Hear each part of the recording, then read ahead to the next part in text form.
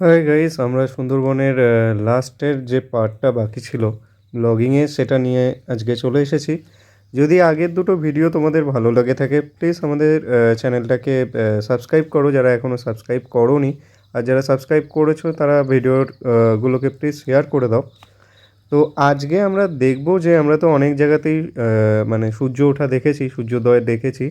তো ভোরবেলা আমরা আগের ভিডিওতেও দেখেছি। এবার ভোরবেলায় আমরা একটু নদীর পাড়ের দিকে গেছিলাম। নদীর পাড়ে আমরা যে লঞ্চে ছিলাম, সেই লঞ্চটা কোথায় ছিল দেখো। রাত্রির বেলা লঞ্চটা একদম মাঝ নদীতে থাকে। তো নদীর পাড় দিয়ে এগোতে এগোতে আমরা একটু গ্রামের দিকে ঢুকছিলাম। তো অন্ধকার রাস্তায় খুব একটা ভালো কিছু দেখা যাচ্ছিল না, এটা ভোরবেলা। তো কিছুক্ষণ পর সূর্য উঠতে লাগলো। তো গ্রামের পরিবেশটাও এখানে খুবই ভালো। এখানে মূলত এই যে যেটা রাস্তা দেখা যাচ্ছে, এটা এরা করে রাখে তার কারণ এটা একটা বাঁধের মতন করে রাখে। তোমরা দেখতে পাচ্ছ ওই দিকটায় বাঁধের মতন করে রাখে, কারণ যখন তখন এখানে যখন ধরো ঝড় বৃষ্টি যেটাই আসে, সেটার মূল যে এই ঝড় বৃষ্টি থেকে রক্ষা করে সেটা হচ্ছে ম্যানগ্রোভ যে অরণ্য আছে। আমাদের ম্যানগ্রোভ অরণ্য ভারতের থেকেও বাংলাদেশে সুন্দরবন অঞ্চলের আসল যে জায়গা সেটা বেশি। ভারতে যদি দেখো তাহলে 30%, 100%-এর মধ্যে 30% হচ্ছে ভারতে আছে। তাছাড়াও এরা যাতে গ্রামের লোকেরা যাতে নিজেদের রক্ষা করতে পারে সেই জন্য একটা বাঁধ দিয়ে রাখে। আর সেই বাঁধের উল্টো দিকে তারা যখন যে সিজন থাকে সেই সিজনে চাষাবাদ করে থাকে। তো এগুলো আমি জেনেছিলাম এখানেই থাকা একজন 20 বছরের ওপর আছে তার থেকে। সেটাও আমরা দেখাবো। আপাতত দেখে নিই এখানকার মানুষের সাথে কি কথা বলা হলো।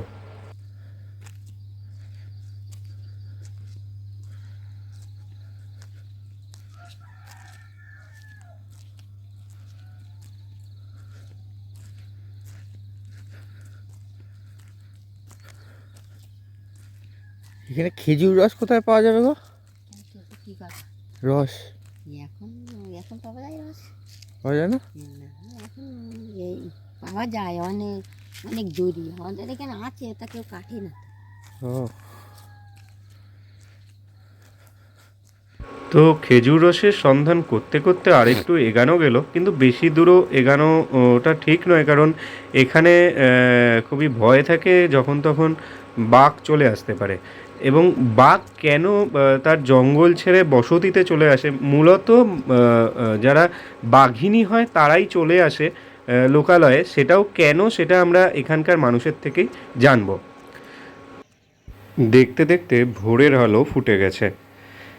বিস্তীর্ণ অঞ্চলের কুয়াশা চাদর ছড়িয়ে সূর্যকে আমরা দেখতে পাচ্ছি। তো এই সময় আমরা অনেক জায়গা থেকেই সূর্যোদয় বিখ্যাত বলে জানি, কিন্তু গ্রাম বাংলায় সুন্দরবনে সূর্যোদয় দেখার অনুভূতি একটা অন্য রকমের। তো আমরা এবার শুনে নিই এখানে 20 বছর ধরে থাকা একটা মানুষের মুখ থেকে এখানকার জীবন কাহিনী। আরে আমি 2000 সালে এখানে এসেছি, তখন এখানের করুণ অবস্থা ছিল। এখানকার লোকের খুব দরিদ্র ছিল এরা। তা এদের খাওয়া দাওয়া আর রোজগারের একটাই রাস্তা ছিল, সেটা হচ্ছে এই ডিঙি জাল নিয়ে মাছ ধরা। পরবর্তী সময় ফরেস্ট ডিপার্টমেন্টের কড়াকড়িতে সেটাও উঠে গেছে। এখন গোটা ভারতবর্ষে সুন্দরবনের মাইগ্রেন্ট লেবারের অজস্র লেবার দেখতে পাবেন, যারা গোটা ভারতবর্ষে ছড়িয়ে পড়েছে কাজকর্ম করার। হ্যাঁ, এদের আর্থসামাজিক পরিস্থিতিটা খুবই খারাপ। হ্যাঁ, এখন খুব তবু একটুখানি পরিবর্তন হয়েছে। হ্যাঁ, আর ফরেস্ট ডিপার্টমেন্টের তো আছেই, জঙ্গল তো আছেই। হ্যাঁ, এদের আগে কাজ ছিল মধু ভাঙা, কাঠ সংগ্রহ করা, বা গোলপাতা দিয়ে গোলপাতা ঘরের কাজে লাগে, এরকম বিভিন্ন রকমের এরা করতো এরা। হ্যাঁ, চোরাগোপ্তাভাবেও কিছু কিছু করেছে, ধরা পড়েছে, তাদের শাস্তি হয়েছে। এইরকম ছিল এখানে আর্থিক সামাজিক জন্তু জানোয়ার সম্বন্ধে বলতে চাই। তাহলে একটা ঘটনা যেটা হচ্ছে যে এখানে বাংলাদেশের দিকে সুন্দরবনটায় 70%, 75%, আমাদের ভারতবর্ষের সুন্দরবনটা খুবই ছোট। হ্যাঁ, কিন্তু তাতেও এই প্রতিকূল পরিস্থিতির মধ্যে পর্যাপ্ত পরিমাণে বাঘ টাকাদের খাবার জোটে না, তারা ওই নদী পেরিয়ে বিভিন্ন জায়গায় চলে যায়। হ্যাঁ, তারপরে সুন্দরবনের বাঘ ম্যানিটর, এটা একদম স্বতঃসিদ্ধ প্রমাণিত যে তারা ম্যানিটর। হ্যাঁ হ্যাঁ। আর বাঘ এখানে অনেকে বলে গ্রামে ঢোকে, কিছু কারণে গ্রামে ঢোকে। ক্যাট ফ্যামিলির একটা নিয়ম আছে, যেটা আপনার বাচ্চা হলে মেল বাচ্চাগুলোকে বাঘ মেরে দেয়, যার ফলে বাঘিনীর কাছে মেল বাচ্চাও যায়, ফিমেল বাচ্চাও তাই তাই নিরিবিলিতে বাচ্চা প্রসব করার জন্য তারা তখন গ্রামের দিকে চলে আসে। বা যেই বাঘ শিকার ধরতে গিয়ে উন্ডেড হয় আর সেইভাবে চলাফেরা করতে পারে না, তখন তারা এখানে আসে। এখানে ছাগল গরু নিরীহ প্রাণী পায়, তাদের খাবারটা পায়, তারা নদী পার হয়ে চলে আসে। এদের সময় অসময়ে জোয়ার ভাটা বলে কিছু হয় না, যখন তখন আসতে পারে। হ্যাঁ, বাঘের ব্যাপার। আর কিছু শিক্ষা এখানে ছেলেমেয়েরা খুবই ভালো। এই চা করে দিয়েছি, ওখানে চা পড়ে আছে, খাওয়ার লোক নেই। ওখানে চা পড়ে আছে, খাওয়ার লোক নেই। ওই যে ক্যানে করে চা দেওয়া আছে। ওই খারাপ লাগতো তোমার? তো শিক্ষা এখানে ছেলেমেয়েরা পড়াশোনা খুবই ভালো আছে। এই যে দাদা বেড়াতে এসছে, হাই স্কুল আছে 12 ক্লাস পর্যন্ত, 6টা হাই স্কুল আছে 12 ক্লাস পর্যন্ত, কিছু প্রাইমারি স্কুল আছে। এখানে এখনো যেটা সমস্যা সেটা হচ্ছে ট্রিটমেন্ট, ডাক্তারিটা। এটা ভীষণ সমস্যা, কেননা নিয়ারেস্ট হসপিটাল, সরকারি হসপিটাল বলতে গোসাবা। এই জায়গা থেকে গোসাবায় যেতে গেলে 1-1.5 ঘন্টা 2 ঘন্টা লাগে। একটা সিরিয়াস কেসে একটা লোককে, পেশেন্টকে 2 ঘন্টা এই বোটে লঞ্চে করে নিয়ে গিয়ে সেখানে ট্রিটমেন্ট করাটাই একটা দুঃসাধ্য ব্যাপার হয়ে যায়। আর ডাক্তারি বলতে এখানে কোয়াক ডাক্তারদেরই রাজত্ব এখনও চলছে। কোনো ভালো স্বীকৃত সরকারি ভালো ডাক্তার, MBBS MD ডাক্তার এখানে পাওয়া যায় না। অর্থাৎ তারা মোটামুটি রেমেডিটা দিয়ে দেয়, তারপরে বাকি কাজটা কলকাতায় নিয়ে যেতেই হয় তাদের ট্রিটমেন্টের জন্য।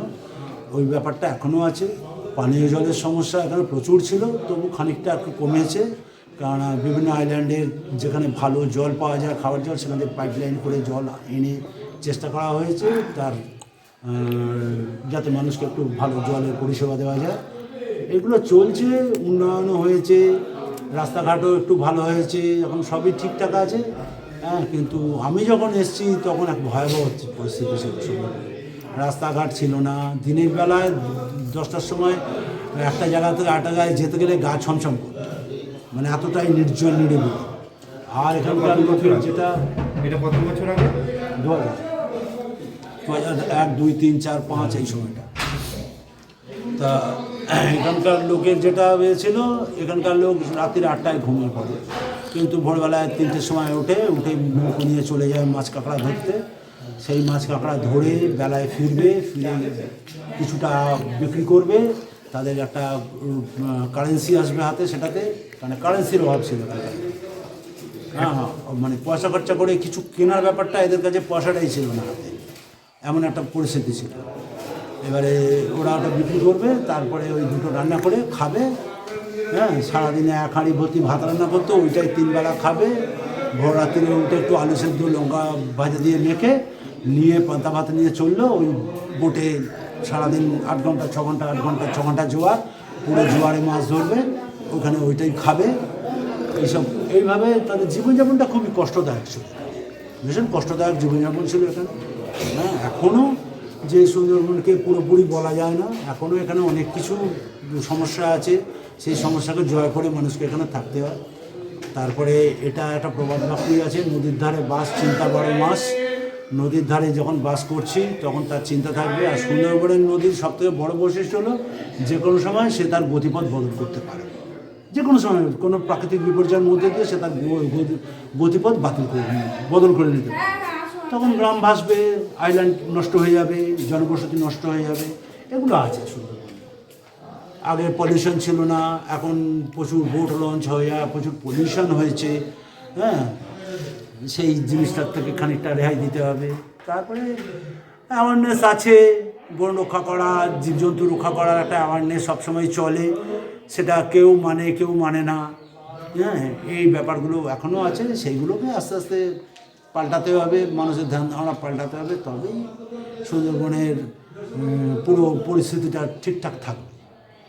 এখানে ট্যুরিস্ট হিসেবে বা জঙ্গল ভালোবাসে, জঙ্গল ভালোবাসে, এই ধরনের বহু বিখ্যাত লোক এখানে এসছেন।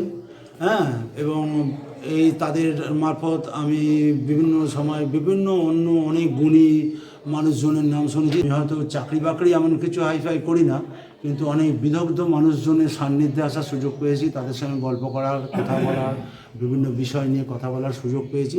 সেই মারফতই আমি যেটুকু বুঝেছি, যেটুকু জেনেছি, তার উপরে এই কথাগুলো বললাম। তো সকাল সকালই আমাদের বেরিয়ে পড়তে হলো।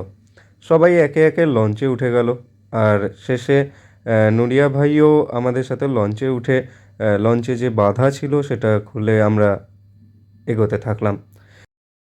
সকাল সকালই আমাদের বেরিয়ে পড়তে হলো, কারণ আমরা আজকে অনেকটা দূরে যাব। মাতলা নদীর ওপর দিয়ে আমরা আজকে যাব ঝড়খালি। তো লঞ্চে উঠে সবার সাথে সেলফি তুলবো না তা তো হয় না, কিন্তু সবাই ভাবছিল আমি সেলফি তুলছিলাম, কিন্তু তা তো নয়, আমি ভিডিও বানাচ্ছিলাম। তো এইভাবে আমরা ভিডিও করতে করতে আর একটা ঘাটে গেলাম, যেখান থেকে আরও কিছু পর্যটক উঠলো। তো আমরা এবারে চলতে শুরু করলাম ঝড়খালির উদ্দেশ্যে। তো ঝড়খালি যেতে যেতে মনে হয়েছিল খুব একটা বেশি সময় লাগবে না, কিন্তু এটা হতেও অনেকক্ষণ সময় লেগে গেছিলো। তো এরই মাঝে আমাদের ব্রেকফাস্টটাও দিয়ে দেওয়া হয়েছিল।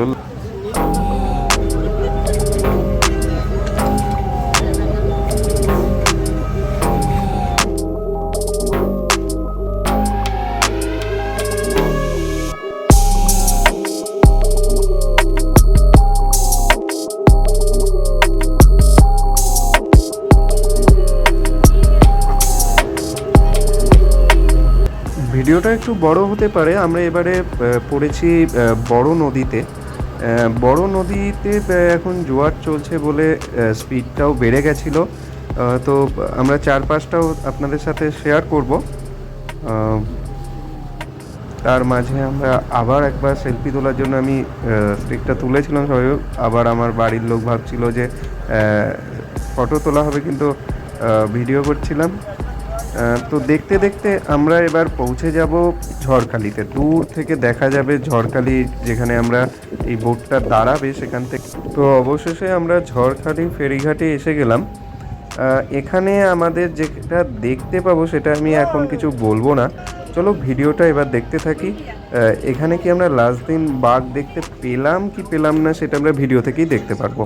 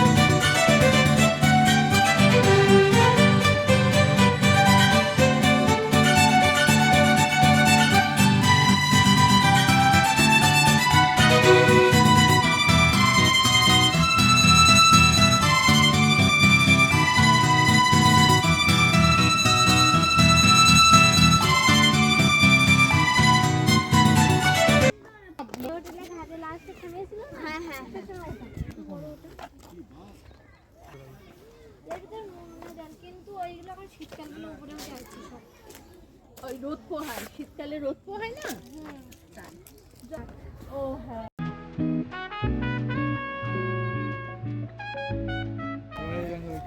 বাবা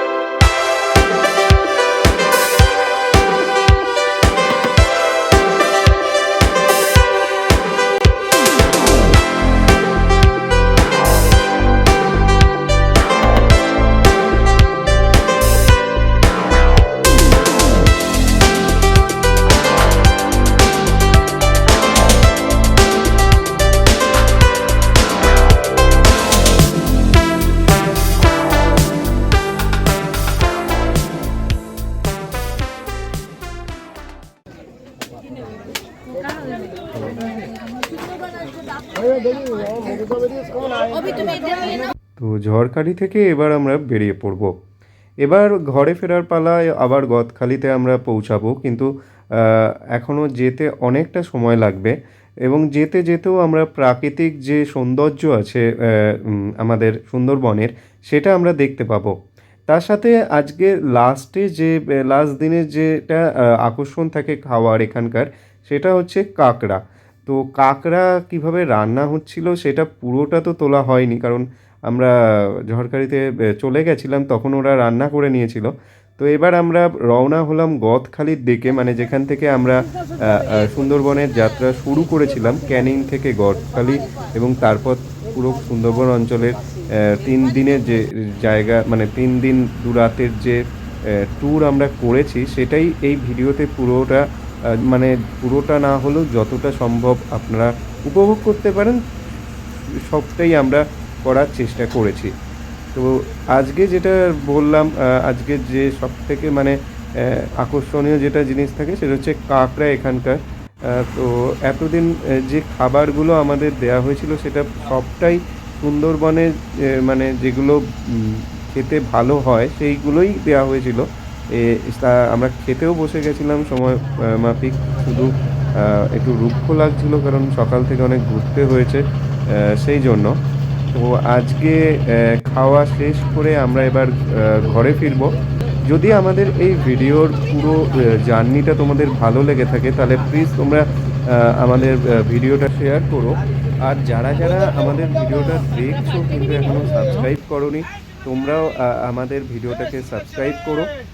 এবং তোমরা সাবস্ক্রাইব করার সাথে সাথে আরও অনেক মানুষ যাতে দেখতে পারে তার জন্য ভিডিওটাকে মানে আমাদের চ্যানেলকে একটু শেয়ার করতে থাকো।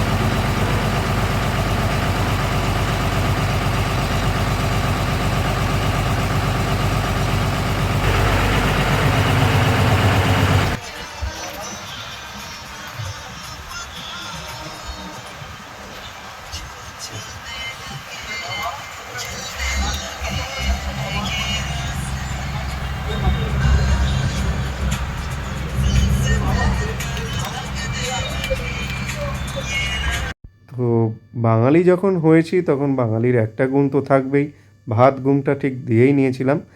আর গদখালি পৌঁছানোর পরও আমাদের অ্যাডভেঞ্চার কিছু কম হয়নি। জ্যাম থাকার জন্য আমরা একটা ভ্যান নিয়েছিলাম, সেই ভ্যানটা করেই আমরা ক্যানিং পৌঁছাই।